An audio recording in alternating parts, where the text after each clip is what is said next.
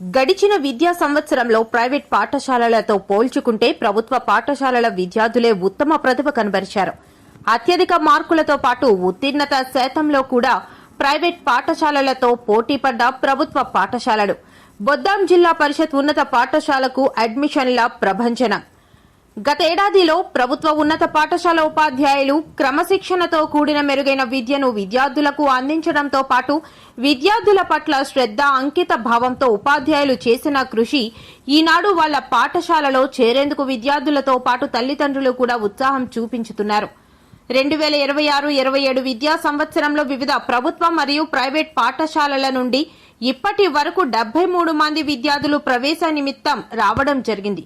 మా పాఠశాల ఉపాధ్యాయ బృందం నిరంతర కృషి ఫలితంగా అతి తక్కువ కాలంలోనే మా పాఠశాల తాలూకా పేరు ప్రఖ్యాతలు చుట్టుపక్కల ప్రజానికానికి వ్యాపించడంతో మా మీద నమ్మకంతో ఇప్పటి వరకు ఈ విద్యార్థులు ప్రవేశించడం జరిగింది.